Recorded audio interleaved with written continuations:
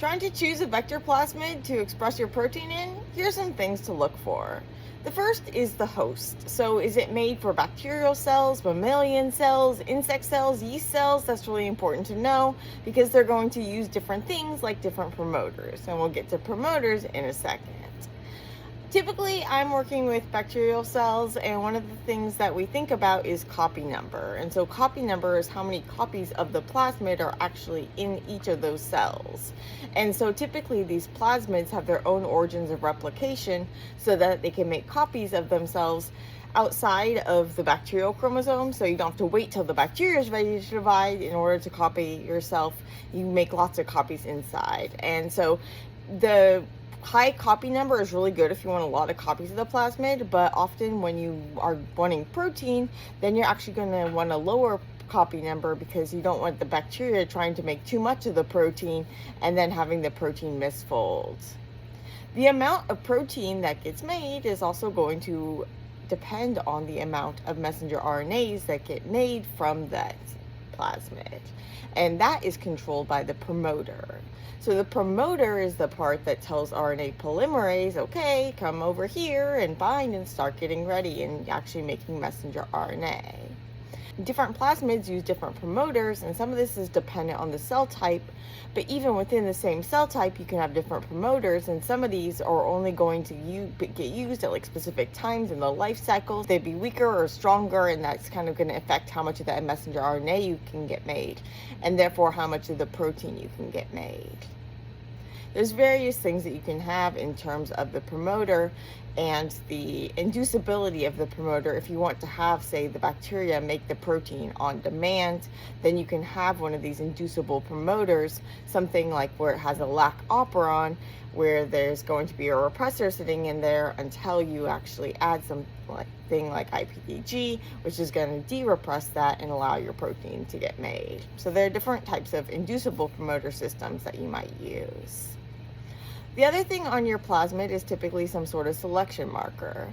Most commonly, this is an antibiotic resistance gene, so that your plasmid, it doesn't just have the instructions for making your protein, but it also has the instructions for making a protein that's going to provide antibiotic resistance to the bacteria, to a specific antibiotic. So what you can do is you can have the bacteria take in the plasmid, so we call that transformation when you stick that plasmid into the bacteria. And now those bacteria that take in the plasmid will have that gene that has the antibiotic resistance product, but the other bacteria won't. And this way, you're only going to allow those bacteria that have the plasmid to grow if you were to add the corresponding antibiotic to the food. So that's what you do. So you grow these bacteria in the presence of the antibiotic that the plasmid has the resistance gene for. And in that way, you're able to select for the bacteria that actually took in that plasmid. Also in your plasmid, you might have restriction enzyme cut sites, and this is going to be places in the DNA where restriction enzymes, so site-specific endonucleases, and so basically these recognize specific DNA sequences and cut them, and those specific DNA sequences are in the plasmid, and then you can add the restriction enzyme if you want to cut the plasmid. And this is one way that you can do some subcloning, and cloning and like moving genes from one place to another, and taking a gene, or more typically a cDNA, so the DNA version of the messenger RNA for a gene, and putting it into the vector plasmid. And so you basically cut the pieces, and you can cut the pieces at these restriction enzyme cut sites. Now, if you're using PCR-based methods, then you don't really need to worry about those so much. But if you are using restriction cloning, you want to make sure that you're putting your sequence in the right reading frame. And so if you think about like PET vectors, you might see like PET A, B, C. Those are referring to the reading frame that you would be in if you use specific restriction enzymes. And so just be sure that you're putting your gene in the version, in the place where it's going to actually be in the right reading frame, so that the ribosome, when it goes to actually make the protein, it's not just going to be reading gibberish because it's out of frame. So those were all kind of features of the DNA mostly. And so now let's talk about the features of the resultant protein that are going to come from the features of the plasmid. Often when you're making a cell make protein for you, you add a little tag on the end that's going to help with purification, or it's going to help with detection. And so we talk about like epitope and purification tags. So an epitope is a thing that an antibody recognizes. And so you might have say a flag tag on the end of your protein that then you could use an antibody that's anti-flag in order to bind that. And that could be used for purification, but it could also be used for detection in things like a Western blot. You might also have a tag that's more just used for affinity purification, something like a His tag or a strep tag. There's various tags which you can add onto the end of your protein by adding the sequence onto the DNA sequence onto the end of your protein, and that DNA sequence is going to be in that plasmid, and then you kind of clone your gene in next to it. So they're attached, and then you want to make sure, that's where you want to make sure that everything is like in frame, and so you're in the right reading frame.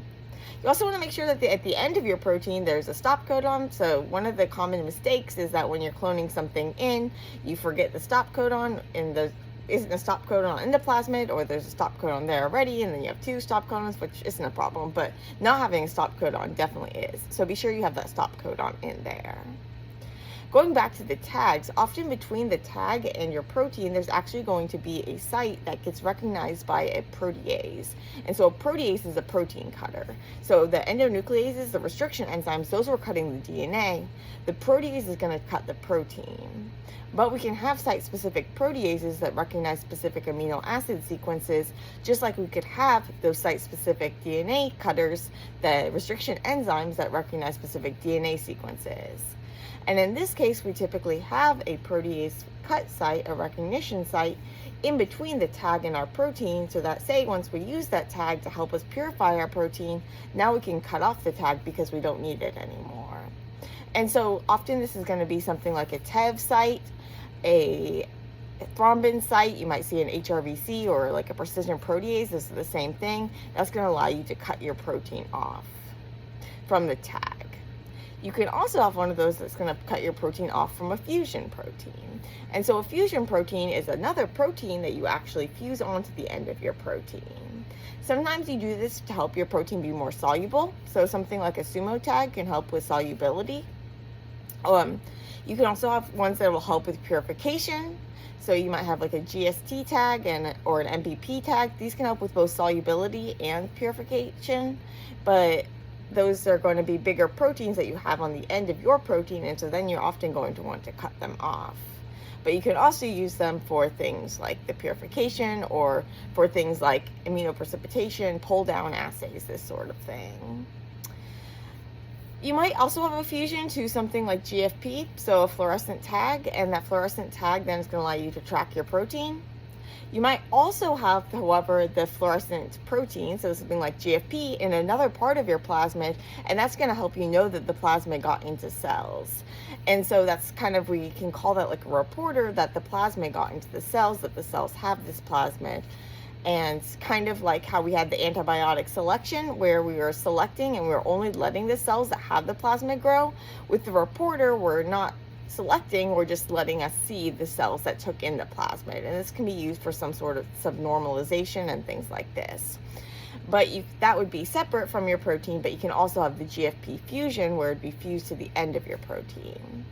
For both the tags and the fusion proteins, you want to make sure you're checking what terminus it is. So is it on the N terminus or the C terminus? And so different proteins might prefer it to be on one side or the other, and so that's going to be typically in the N terminus, but not always, and sometimes you might actually have different tags on the different ends, things like that. So those are various things to look for in plasmids that you're using for expression of proteins, and then there are other plasmids where maybe you're not doing expression of proteins, but you can still look for those other features in the DNA. So hope that helped.